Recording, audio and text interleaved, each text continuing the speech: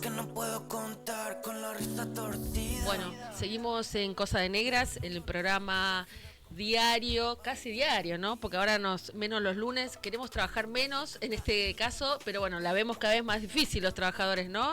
Tenemos que ver cómo ganamos más platica para poder llegar a fin de mes, pero ahora no estaría ocurriendo, y ahora una casita más, una vuelta de tuerca más en esta reforma laboral que venimos diciendo que va a suceder y que la vienen poniendo en práctica. Pero bueno, para eso charlamos con Luis Roa, que lo tenemos en contacto vía telefónica.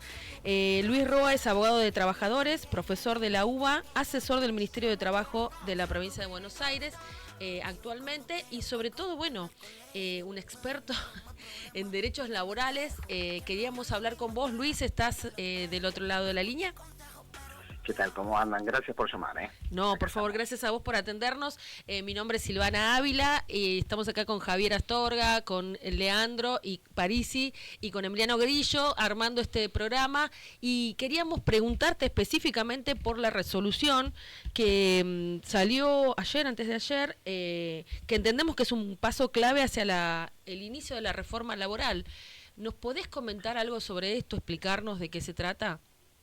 Mira, esto comenzó con el DNU 70 del 2023, apenas asumió Javier Milei, que intentó avanzar sobre una modificación del régimen de la indemnización por despido. Ese DNU quedó prácticamente en bambalinas a partir de una acción de amparo de las centrales sindicales, varias acciones de amparo, que suspendieron la eficacia de ese DNU en cuanto a la reforma laboral. Pero ellos volvieron a la carga al gobierno con la ley bases, que entró en vigencia el 9 de julio del año pasado, y el artículo 96 de la ley bases habilita a sustituir la indemnización por despido por un fondo de cese laboral. Bueno, sobre la base de eso, en septiembre, ahí se da un paso clave en el avance de esta desregulación, entre comillas, que no es ni más ni menos que desprotección y eliminación de la indemnización por despido. Este decreto es el 847, y en función de esta apertura, porque abre una línea de juego distinto para destruir la indemnización por despido, esta resolución de la CNV, de la Comisión Nacional de Valores, viene a operativizar eso. Claro. Bueno, brevemente, el decreto reglamentario de septiembre es gravísimo. Obviamente que lo de la Comisión Nacional de Valores es muy grave porque operativiza algo que ya está sobre la mesa, porque ese decreto, te cuento, habla que la indemnización por despido puede sustituirse por 3 sistemas. Un sistema de cancelación individual. Te pueden pagar la indemnización, como siempre, pero te la pueden pagar en cuotas y por los montos que se establezcan en un sistema de cese especial donde se especifique que te tienen que cancelar individualmente. Claro, todo esto tiene que ser mediante negociación colectiva, mediante convenios colectivos. Un segundo sistema habla de un sistema de fondo de cese individual o colectivo, que es lo que vendría a operativizar esta resolución de la CNV. Y te dice que te pueden pagar por un régimen de cuentas bancarias de cese laboral, un régimen de fondos comunes de inversión abiertos al cese laboral, un régimen de fideicomisos financieros, es decir, todos mecanismos financieros o vinculados al sistema bursátil, donde, por ejemplo, la autoridad de aplicación ya no es el Ministerio de Trabajo. El Ministerio de Trabajo no existe en este gobierno, está la Secretaría de Trabajo, dependiente del Ministerio de Capital Humano, pero la autoridad de aplicación ya no sería una autoridad laboral, sino sería el Banco Central de la República Argentina o la Comisión Nacional de Valores. A ver, en criollo, se tiende a llevar todo el esquema, todo el sistema de reparación por indemnización por despido a un esquema financiero. Tiene un doble juego esto. Por un lado, eliminar un derecho laboral, y por el otro, generar un formidable negocio financiero. Claro. Más timba, más bicicleta. Sí. ¿Esto es que te paguen con papelitos, con bonos, la indemnización? ¿A eso se refiere? Necesariamente. Esto funcionaría como un sistema por el cual los empleadores, eventualmente los trabajadores, irían aportando un fondo, como el sistema de la UOCRA. Claro. Pero el punto es que no tendría el carácter rudimentario que tienen los fondos de la UOCRA, sino que esto se manejaría a través de fideicomisos o fondos comunes de inversión. Es decir, herramientas de la timba financiera, más o menos. Es decir, a falta de un capitalismo de riesgo, a falta de inversiones reales, que se cacarean día a día y en función de eso se hacen todo tipo de atrocidades, los únicos que van a poner guita son los laburantes. Siempre, ¿no? Desde el inicio de este gobierno estamos poniendo la plata a nosotros, siempre. Luis, y perdón la ignorancia, pero esto sería retroactivo, no importa cuándo yo fui contratada, a mí si esto sale pasaría a corresponderme esta modalidad de indemnización. Primero, aclaro algo y después, si querés, hago una aclaración sobre la aclaración. Primero, esto solamente se puede instrumentar a través de convenio colectivo de trabajo. Okay. Si el convenio colectivo de trabajo nada dice, no te lo pueden aplicar. Ahora hago una aclaración, si querés. Con respecto a la pregunta concreta, te dicen, no es retroactivo, pero vos voluntariamente podés acceder a este esquema, aunque hayas entrado con anterioridad a la implementación de este régimen. Okay. Hay algunas cuestiones que no existen en el derecho del trabajo, en las relaciones laborales.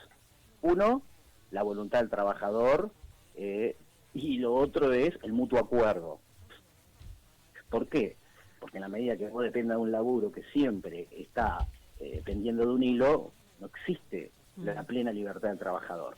Tal cual. Un viejo profesor me decía que la libertad del trabajador nace con el despido. Claro.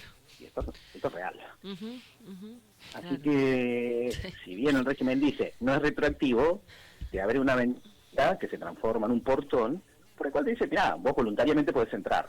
Claro. Anda a discutirlo al patrón. Sí, total. Y más en el contexto en el que estamos, donde hay cierres de empresas, de pymes, donde no hay laburo, y se va a poner más opresivo. Ni siquiera funcionan las mesas paritarias, ¿no? Bueno, claro, esto que vos decís... Ahí está el otro punto. Exacto, colectivamente. Ahí está el otro punto, porque esto viene de la mano de un... A ver, están cacareando que habilitaron el mercado de cambios, pero le pusieron un cepo terrible a la negociación colectiva. La libertad funcionaría en varios órdenes, pero no en torno de la libertad negocial, la libertad sindical, en torno a discutir libremente condiciones de trabajo y salariales. Pero esto viene a empeorarse aún más porque dentro de los papers que se manejan del Fondo Monetario Internacional, lo que están planteando es modificar el esquema de la negociación colectiva en Argentina. No sé si habrán visto en estos días, Sturzenegger está hablando mucho de esto, pasar de un sistema centralizado a un sistema descentralizado, es decir, negociar por regiones. Claro. Y bueno, y obviamente como en los 90 y como siempre, está en la carpeta esto de promover la negociación colectiva por empresas. Claro. Este fondo de cese no necesariamente tiene que ser por actividad. Puede ser por ramas de actividad, puede ser por regiones, puede ser una empresa, puede ser un establecimiento. Con lo cual pueden fracturar el mercado laboral y dualizarlo mucho más de lo que está desde hace bastante tiempo.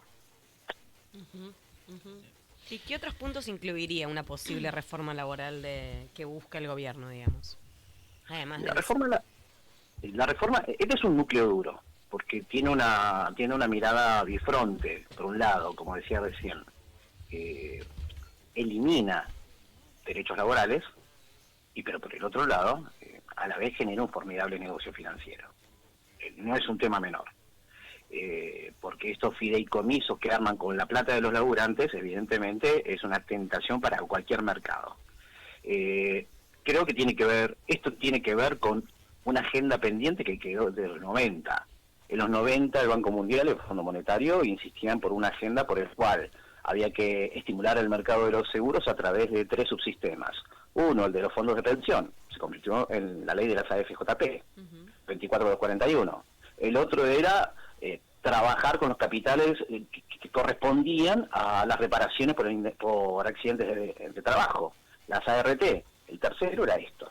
Bueno, esto está en la carpeta desde hace mucho tiempo, pero entre las reformas que se vienen, además de la previsional, se viene una reforma laboral en la negociación colectiva. Esto no está planteado todavía, pero modificar el esquema de la negociación colectiva abriría el juego a otras cosas que sí están en carpeta. Por ejemplo, modificar el régimen de la jornada de trabajo. Claro. Esto que se dice abiertamente, no, quieren llevar la jornada a 12 horas. No lo dicen los proyectos. La jornada va a ser de 12 horas. Te dicen que vos vas a pasar de un sistema de 8 horas diarias de trabajo a pasar a un sistema de 8 horas diarias en promedio. A ver si me explico. Hoy trabajo 8 horas, mañana trabajo 8 horas. Entre los 2 días trabajé 16, pero en promedio son 8 horas. ponele que hoy yo trabaje 12 y mañana 4, también trabaje 16 horas y en promedio serían 8, pero no es lo mismo trabajar 12 horas un día que trabajar 8 horas un día. Avanzaríamos hacia un esquema de jornada promedio, un esquema de banco de horas, que son distintas variables de lo mismo, y lo único que se respetaría entre jornada y jornada es un lapso de 12 horas, que eso es histórico. ¿Y eso eliminaría el pago de horas extra? Exactamente, porque sería jornada normal. Claro. Ahí apunta.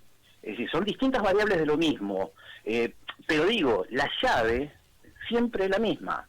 Modificar una ley es muy complejo y este gobierno que revienta alianzas todo el tiempo en el Parlamento necesita otras herramientas. ¿De qué manera podés flexibilizar rápidamente el mercado de trabajo?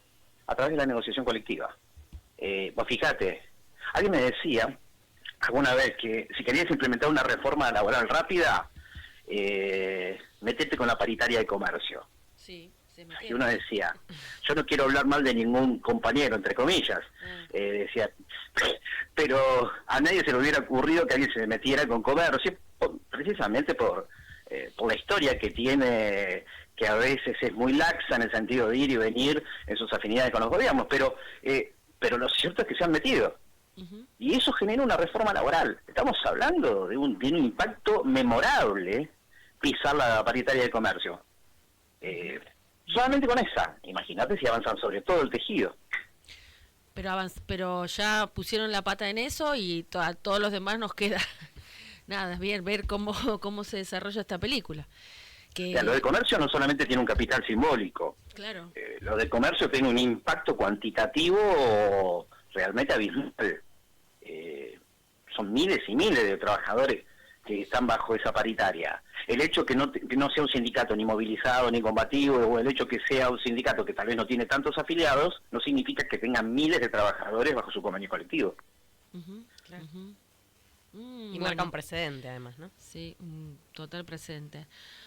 Bueno, Luis, nos dejás con muchas cosas para reflexionar y para ver. Nosotros tenemos que entonces seguir apostando a lo colectivo, a fortalecer los sindicatos, al menos los que estamos peleándole. Bueno, nosotros como estatales venimos perdiendo y en el peor de los escalones, pero entendemos que tenemos que seguir construyendo unidad para poder tratar de frenar esto. Pero bueno, nada, creo que está en nuestros votos también la decisión de todo el pueblo, ¿no? Mira, es lo de siempre. Acá lo que hay que preservar la herramienta colectiva y fundamentalmente evitar... A ver, los empresarios siempre utilizaban una vieja premisa que viene desde el Imperio Romano: divide et impera, divide y reinarás. Con lo cual, la herramienta más básica que tenemos los trabajadores organizados es la unidad. Bien, muy claro.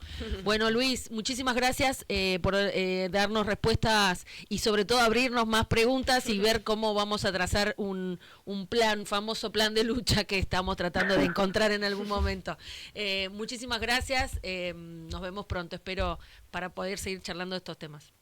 No, gracias por llamar. Lamento no ser portador de buenas noticias. No, pero no sos vos, no sos vos, no te preocupes. No sos vos el que trae las noticias malas. Muchas gracias.